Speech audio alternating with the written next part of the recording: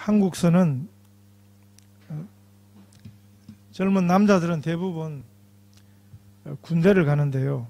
군에 가면 금방 사람이 변합니다.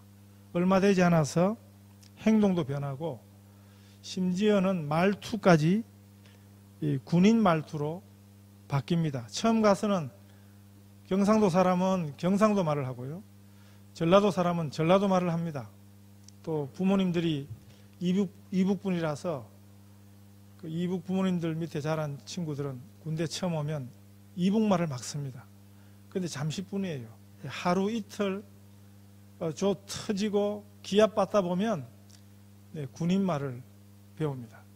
예, 그랬습니다. 알겠습니다. 끝이 탁탁 떨어지는 그런 말투를 배우는 것입니다. 그 군대를 경험해보지 못한 분들은 군인들이 쓰는 말을 들으면 어색해요. 보통 세상에서 쓰지 않는 말들을, 그런 표현들을 쓰거든요. 군인들은 군인 아닌 사람들을 뭐라고 그러냐면 민간인 그래요. 민간인. 그래서 군대 생활을 아주 고되게 할 때는 민간인을 봤다는 것 자체가 위안이 될 때도 있습니다. 군에 가면 그 군인들 사이에 고문관이 있습니다. 고문관.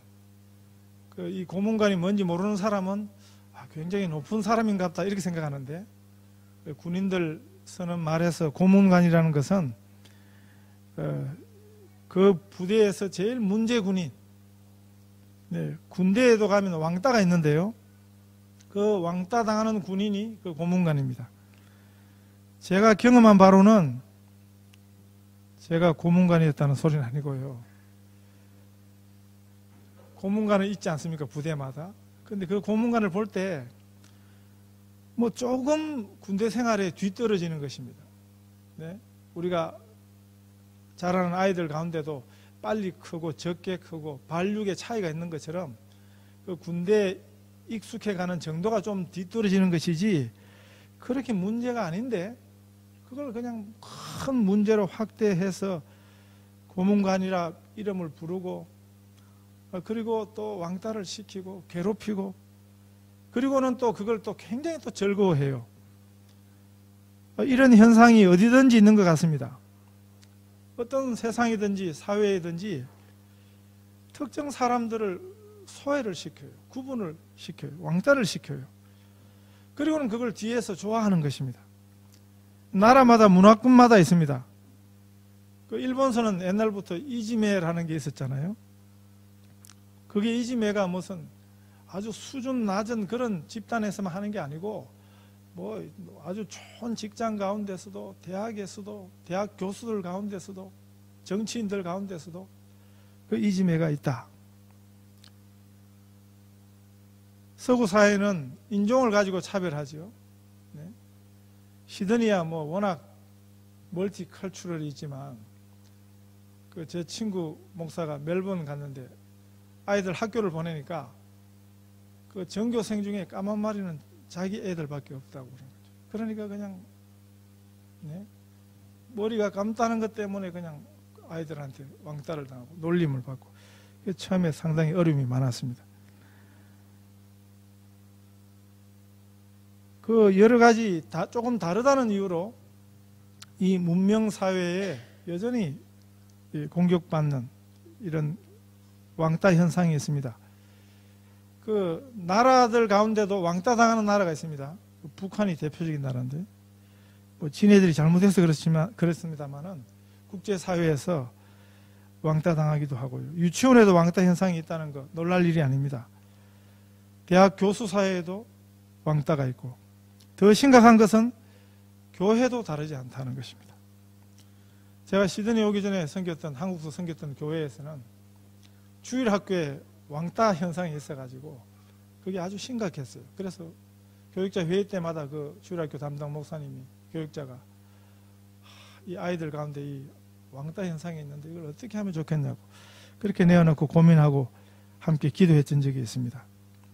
아이들 사이에서 뿐이겠습니까? 어른들은 물론이고 목사들 사이에도 왕따 당하는 목사가 있습니다. 요즘 시드니에 이미 한인교회가 서고 있는데 또 다른 한인교회가 그 교회당이 좋다고 뒤에서 공작을 부려가지고 교회당 뺏기는 교회들이 몇 개 교회 생기고 있습니다. 우리도 조심해야겠습니다. 그러니까 이것은 보통 장사하는 분들도 그러지 않거든요. 남이 장사하고 있는데 그걸 뒤에서 공작을 해갖고 그건 아주 나쁜 인간이죠. 그런데 교회가 네? 그것도 한인교회인데 같은 한인교회끼리 그래서 요즘에 우리 목사들 만나면 어떤 목사 그 짓을 한 목사하고 안 놀라고 그냥 인사도 안 받고 그냥 왕따를 시키고 있어요. 지가 잘못한 거지요. 이런 거는 뭐 미움을 받고 왕따를 당해도 사지요. 예수님 시대에도 왕따 시키는 일이 있었습니다. 예수님 시대에는 종교적인 왕따 현상이 있었습니다. 제일 왕따 당하는 분 한 분이 예수님이셨습니다. 그 당시 종교 지도자들로부터 권력자들로부터 정치 권력으로부터 예수님은 철저히 왕따를 당하셨습니다. 예수님은 그 시대 상류층들에게는 지도층들에게는 고문관이었습니다. 우리 예수님이 왜 그렇게 미움을 받았는가? 왜 그렇게 왕따를 당하셨는가? 성경에 잘 나타나 있어요. 왜 그러냐면 예수님은 그 시대에 그 사회가, 그 문화가, 그 종교가 그들이 신앙의 이름으로 왕따 시켜놓은 사람들의 친구가 되셨거든요. 저 사람들하고는 놀지 말라고 해놓은 그런 사람들을 예수님이 만나셨어요. 그런 사람들을 예수님이 찾아가셨어요. 그래서 우리가 복음서에 보면 그런 이야기들이 곳곳에 나옵니다. 예수님이 만난 사람들은, 예수님이 찾아간 사람들은, 그러니까 또 그런 사람들이 예수님을 찾아오는 거지요. 오늘 본문도 바로 그런 이야기인데, 그러니까 그 당시에 지도자들에게는 아주 눈에 가시거리가 된 것입니다. 얼마나 예수님을 미워했으면 나중에는 예수님을 죽이려고 모의를 했습니다. 정치권과 종교의 교권주의자들이 결탁을 해서 결국은 예수님을 십자가에 못 박은 것입니다. 예수님이 십자가에 못 박혀 매달리던 그 순간에는 예수님은 철저히 혼자가 되셨습니다. 3년 동안 다니고 다니던 제자들도 다 도망치고요. 아무도 그 고통을, 그 소외를 나눌 수가 없었습니다. 세상이 다 예수님을 내어버렸습니다. 한때는 그냥 구름 군중들이 예수님을 따라다녔습니다. 예수님께 가면 뭐 먹을 것이 생기고 기적이 일어나고, 그러니까 막 예수님은 한때는 슈퍼스타 지저스 크라이스트, 네? 예수님은 슈퍼스타였어요. 그런데 그 군중들이 돌변했습니다. 자기들이 기대한 대로 채워지지 않으니까, 자기들이 바랬던 대로 예수님이 자기 바람대로 놀아주지를 않으니까 그 군중들이 돌변해서 예수를 십자가에 못 박으라고 소리치는 군중이 되었습니다. 세상이 그래서 예수님을 다 내어버린 것입니다. 가장 큰 고통은 십자가에서는 하나님도 예수님을 버리셨습니다. 그것이 십자가였습니다. 그래서 사실 진짜 왕따 당한 분이, 진짜 소외를 경험한 분이 우리 예수님이셨습니다.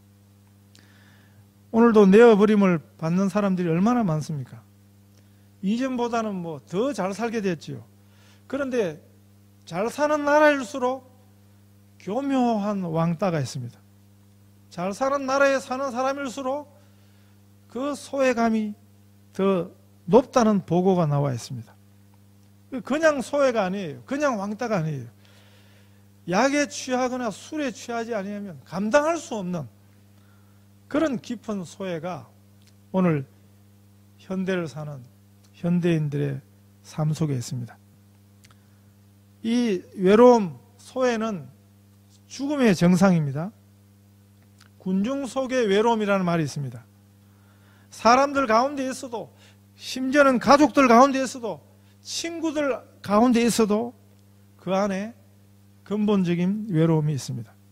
이건 죄의 정상이라고 성경이 가르쳐 주십니다.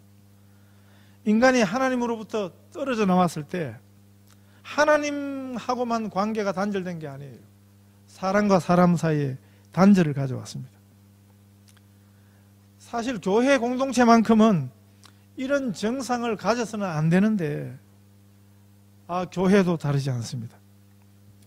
죄의 정상입니다. 죽음의 정상입니다. 이 죄의 정상, 죽음의 정상을 내어 몰고 치료하는 이런 일들이 예수님 모신 교회 안에 일어나야 하는데 오늘 우리들의 미성숙함이 오히려 이 죽음의 정상을, 죄의 정상들을 삭고 있습니다. 예수님 당시에 이런 소외 계층이 많았습니다. 종교적으로, 사회적으로, 혈통적으로 소외된 많은 사람들이, 이스라엘이 그렇게 넓지 않습니다. 한국으로 치면 경상도, 경상남북도 많은 그런 면적의 작은 땅덩어리인데 그 곳곳에 사람들로부터 버림받는 소외된 사람들이 있었습니다. 세상으로부터 내어버림을 당한 사람들이었습니다. 성경 이야기는 예수님께서 이들을 찾아가셨습니다. 그 사람들을 만나 주셨습니다. 그리고 그들과 친구가 되셨습니다. 그래서 그것 때문에 그들을 낙인 찍은 지도층과 갈등이 생긴 것입니다. 자기들이 내어모은 사람들을 예수가 가서 친하게 지내니까 기분이 나빴던 것입니다. 그래서 그 당시 그들이 예수님에게 붙여준 별명 하나가 뭐냐면 죄인들의 친구라 그랬습니다. 저 예수라는 작자는 죄인들의 친구라, 세리들의 친구라 그랬습니다. 그 말에는 빈정거림이 들어있는 거죠. 예수 니놈도 그들과 별 다를 바가 없다. 이런 빈정거림이 들어있었습니다. 그러나 예수님은 그들이 그런 생각을 하든 말든 개의치 아니하셨습니다. 오히려 그들을 더 열심히 찾아가셨습니다. 예수님은 나는 의인을 부르러 온 것이 아니다. 나는 죄인을 부르러 왔다. 나는 죄인을 회개시키러 왔다. 그렇게 말씀하셨습니다. 그들의 삶의 현장에 친히 가셔서 소외된 그들에게 하나님의 은혜의 복음을 선포하셨습니다. 그 복음은 말로 선포하고 끝나는 것이 아니고 그 소외를 치유하는 복음이었습니다. 오늘도 우리가 예수님을 만나면 우리가 하나님의 아주 사랑에, 지독한 하나님의 사랑에 관심, 그 하나님의 사랑의 대상인 것을 우리가 알게 되는 것입니다. 하나님이 우리를 사랑하십니다. 하나님이 우리를 위한 놀라운 계획을 가지고 계십니다. 오늘 본문에는 한 나병 환자가 예수님을 찾아왔습니다. 예수님 당시에 아주 대표적인 소외계층이 병자들인데 그 중에서도 가장 최악의 상태에 있던 그 병이 나병입니다. 옛날에 문둥병 그러죠. 한센병입니다. 한센병. 우리는 이 나병 환자들을 만나기가 쉽지 않습니다. 우리는 이 나병 환자들을 보기가 쉽지 않습니다. 왜냐하면 그들은 대부분 격리되어 살아왔습니다. 그때나 오늘이나 이 나 환자들이 당하는 소외는 여전한 것입니다. 제 친구 목사가 이 나 환자 교회에서 목회를 한 적이 있는데 제가 그 친구한테 놀러 갔습니다.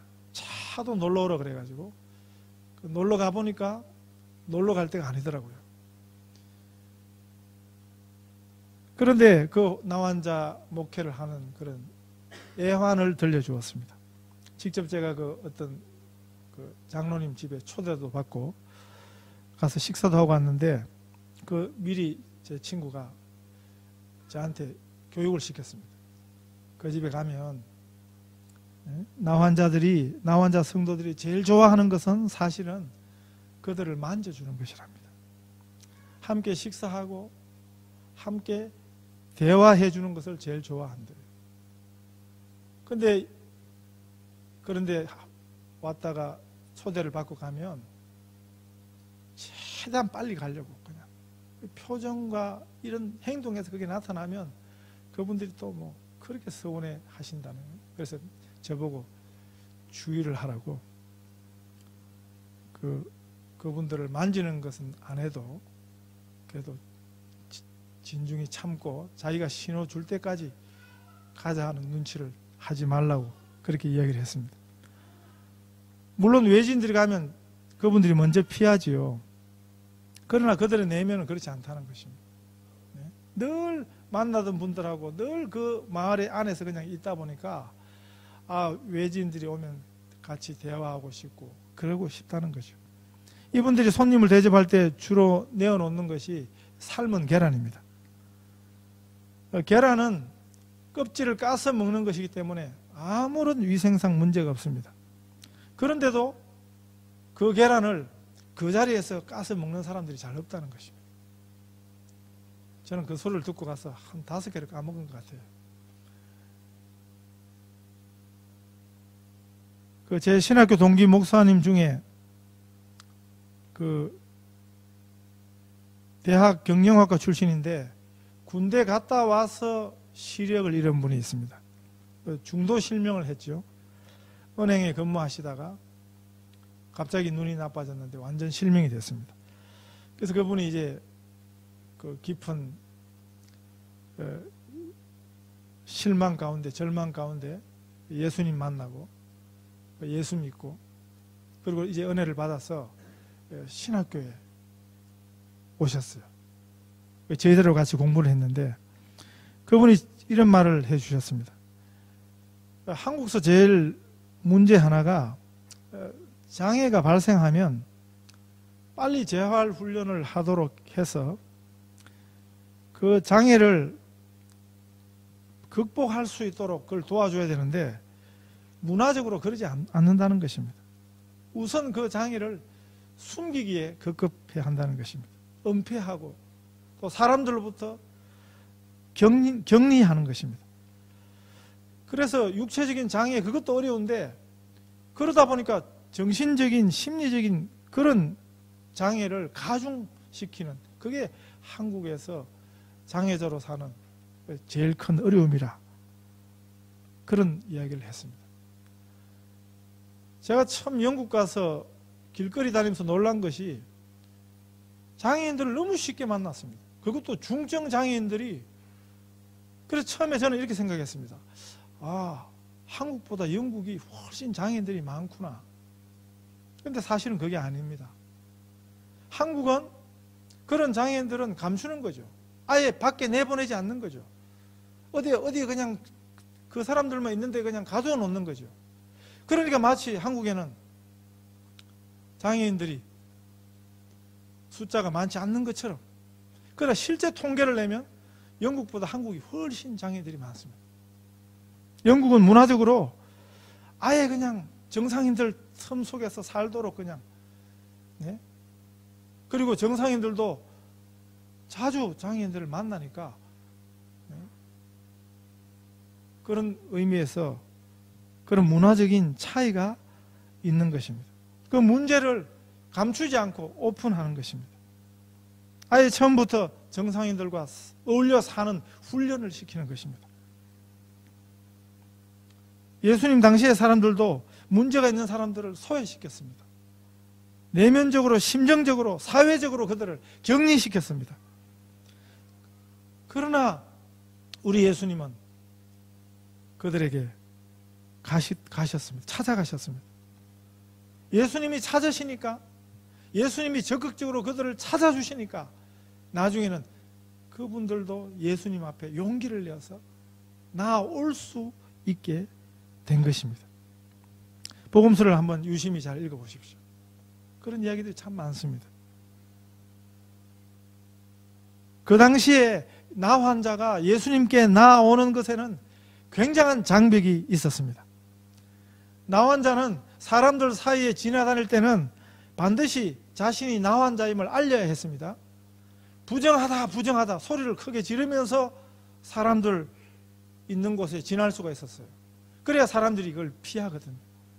근데 만약에 나 환자가 부정하다 소리를 안 하고 알리지 않고 조용히 지나다가 걸리면 사람들이 돌을 던졌습니다. 돌에 맞아 죽을 수가 있었습니다. 그래서 그들은 스스로도 하나님으로부터도 버림을 받았다, 그렇게 생각을 했습니다. 그런 나 환자가 예수님 앞에 나아올 수 있었던 것은 굉장한 결단이고 각오였습니다. 예수님이 그를 찾아가시는 것보다 아마 더 힘든 일이었을 것입니다. 발각이 되면 돌에 맞아 죽을 각오를 하고 예수님께 나온 것입니다. 아마도 예수님이 다른 사람들이 자신을 대하는 것처럼 그렇게 대하시지 않을 거라는 그런 믿음을 가지고 나아갔던 것 같습니다. 그는 예수님께 와서 꿇어 엎드렸습니다. 그건 예배의 표현입니다. 주님을 온전히 예배하는 예배자의 태도입니다. 주님 앞에 온전히 그 자신을 드린 것입니다. 참된 헌신, 온전한 헌신이 온전한 예배를 가능하게 하는 예배자의 태도인데, 이 헌신이 그에게 있었습니다. 주께서 원하시면 저를 깨끗게 하실 수 있습니다 하고 주님의 뜻을 구했습니다. 주께서 원하시면 그 주님의 뜻에 온전히 자신을 맡긴 것입니다. 참된 헌신은 이런 것입니다. 주님께 자신을 온전히 맡기는 것입니다. 자신의 요구에 주님께서 헌신하도록, 우리가 보통 헌신한다 그러지만 그런 경우가 많거든요. 내가 주님께 헌신하는 것인지, 주님이 나한테 헌신하라는 것인지. 네? 우리가 말은 주야 그러잖아요. 주야. 저는 그런 거 좋아하지 않습니다. 죄송한데요. 보통 교회 가면 그런 거 많이 해요. 주여 삼창, 주야, 주야. 저는 이런 거 별로 안 좋아한다고요. 네? 왜 그러냐 하면 그전부터 안 좋아했던 게 아니에요. 한참 저도 이런 거 일찍 빠졌습니다. 저는. 네? 목 터져라 주여 주여 하고 다녀봤습니다. 그런데 가만 보니까 주님들어 주야 하는 분들이 왜 그렇게 소리를 지르느냐.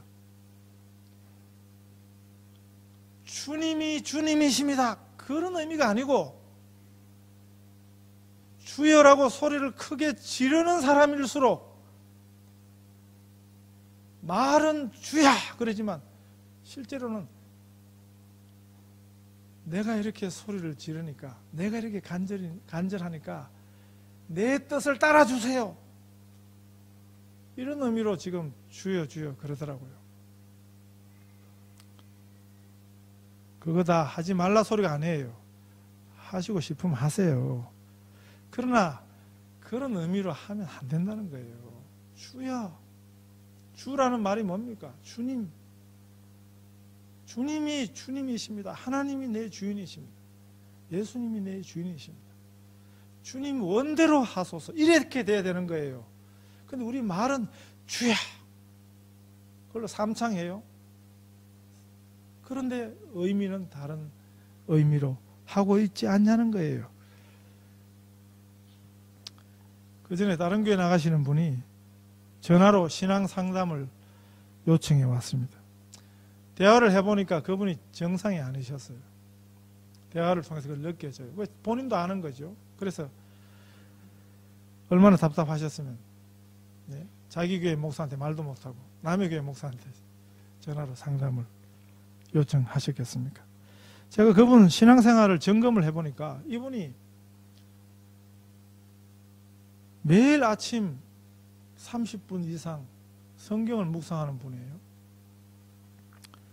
그리고 그 교회에서 새벽기도는, 교회 새벽기도는 안 가지만 자기 혼자서 따로 새벽기도를 하는데 6년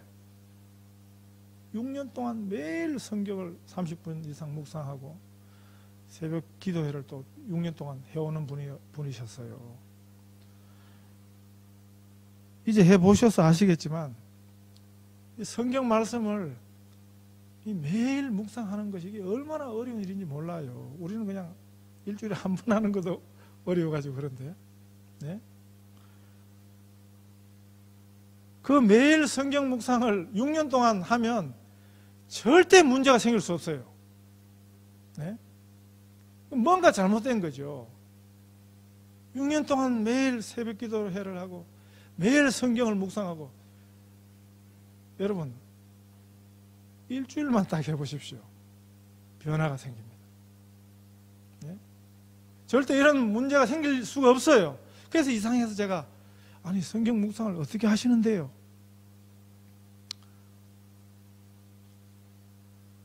저는 문제가 심각한 분들 만나면 제가 드리는 답은 항상 일정해요. 하나님 말씀을 묵상하세요. 규칙적으로, 정기적으로. 그런데 이분은 6년 동안 그걸 하는 분인데 이상한 분이에요.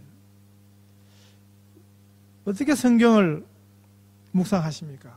어떻게 성경을 읽고 계십니까? 제가 이렇게 물어보니까 그분이 매일매일 주어진 본문을 정해놓고 읽기는 읽는데 항상 자기 마음에 와닿는 구절에 가서 집중해서 읽는다고 그러는 거죠. 그래서 제가 깨달았습니다. 그 방법이 다소 문제가 있구나. 하나님 말씀은 자기 마음에 와닿는 데 가서 자꾸 읽는 그런 습관을 하면 안 돼요. 하나님 말씀으로 그냥 다 받아 읽어야 되는 거지, 자기 마음을 따라서 읽고 싶은 데 가서 읽고, 그런 태도가 하나님 말씀을 취사 선택하려는, 그게 사실 하나님 말씀을 대하는 태도가 아니에요. 주여 말씀하시옵소서 듣겠습니다, 이런 태도여야 하는 거예요. 우리가 잘못하면 읽기 좋은 성경, 내가 아는 성경, 네? 그거 찾아가지고, 제가 그랬죠. 성경책에 줄 치지 말라고. 줄을 친다는 것은 뭡니까? 내가 그 구절에 필이 꽂혔습니다. 내가 그 구절을 좋아합니다. 잘못하면 맨날 그 줄친 성경만 보게 돼요. 우리가 성경을 함부로 재단할 수 없습니다. 우리가 하나님 말씀을 어떤 거는 줄치고 어떤 거는 줄 안 치고 그렇게 할 수 없다는 것입니다. 물론 우리 생애에 어떤 말씀은 참 의미 있는 말씀이 있어요. 잊을 수 없는 말씀이 있어요. 거기까지는 괜찮습니다. 우리가 건강한 습관이 중요한 것입니다. 편식을 여러분 전문적으로 해보세요. 문제가 안 생기나. 네? 어떤 경우는 우리가 음식을 먹을 때도 내 입맛대로만 먹으면 안 돼요. 네? 물도요, 먹고 싶을 때만 물 마시면 되는 게 아니고 어떤 때는 의지적으로 물을 미리 계획하고도 마셔야 됩니다. 하나님 말씀을 대하는 태도가 굉장히 중요한 거죠. 그래서 제가 그분에게 그런 식으로 말씀을 읽지 마시고, 마음에 와닿는 구절 집중해서 읽지 마시고, 하나님이 이 말씀을 통해서 내게 말씀해 달라고, 말씀하십시오, 내가 듣겠습니다, 이런 태도로 성경을 읽으시라고. 그분이 그 이후에 다시는 전화가 안 왔습니다. 건강해지셨는지. 이 나 환자는 이런 태도로 주님 앞에 온 것입니다. 주께서 원하시면 저를 깨끗게 하실 수 있습니다. 이 한마디 고백이지만 굉장히 중요한 고백입니다. 주님 말씀하십시오, 제가 듣겠습니다, 이런 자세인 것입니다. 이런 자세로 예수님 앞에 나온 이 나 환자를, 그 예배자를, 그의 내면을 주님이 아셨습니다. 그를 불쌍히 여기셨다 그랬습니다. 종전의 개역성경, 우리는 개역 개정판을 지금 쓰고 있습니다. 개역성경에서는 민망히 여기셨다 이렇게 번역했어요. 그 번역은 좀 문제가 있죠. 표현이 좀 뉘앙스가 좀 이상합니다. 영어 성경에는 연민으로 가득 차셨다 그렇게 되어 있습니다. 이 연민이라는 말이 영어 성경, 원어 성경에서는 창자가 끌어오르는, 창자가 움직이는 그런 마음입니다. 직역을 하면 창자가 움직이는 사랑이란 뜻입니다. 다른 번역에서는 격양되셨다. 격양되셨다. 그 말이 뭐예요? 불쌍히 여기지 않고서는 감당할 수 없었다는 거죠. 예수님이 이 사람을 불쌍히 여기시는데 그 불쌍히 여기심, 긍휼히 여기심을 참을 수 없었다. 이런 뜻입니다. 우리를 향하신 하나님의 사랑이 이런 것입니다. 하나님이 우리를 불쌍히 여기십니다. 하나님이 우리를 긍휼히 여기십니다. 세상은, 사람들은 우리가 뭘 잘못하면 독사눈을 하고 우리를 쳐다보죠. 우리를 경멸합니다. 무시합니다. 그러나 우리 주님은 우리를 이렇게 바라보십니다. 우리를 향해서 연민하십니다.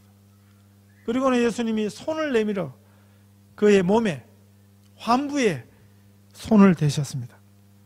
다른 사람들은 부정이 탈까 싶어서, 그 병이 옮을까 싶어서 가까이 오기도 싫어하던 바로 그 상처난 환부였습니다. 그 상처를 사매고 치료하는 대신에 돌을 던지던 사람들 대신에 우리 예수님은 그 거룩한 손을 내밀어서 그 환부의 손을 대셨습니다. 우리 주님의 손은 치료하시는 손입니다. 우리를 구원하시는 손입니다.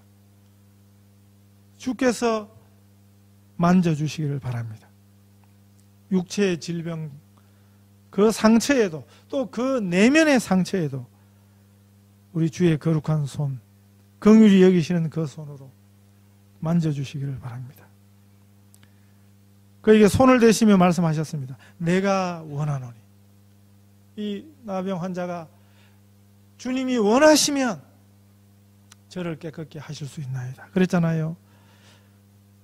그 소리를 듣고 예수님이 내가 원하노니, 그 나환자의 소원이 예수님의 소원이 된 것입니다.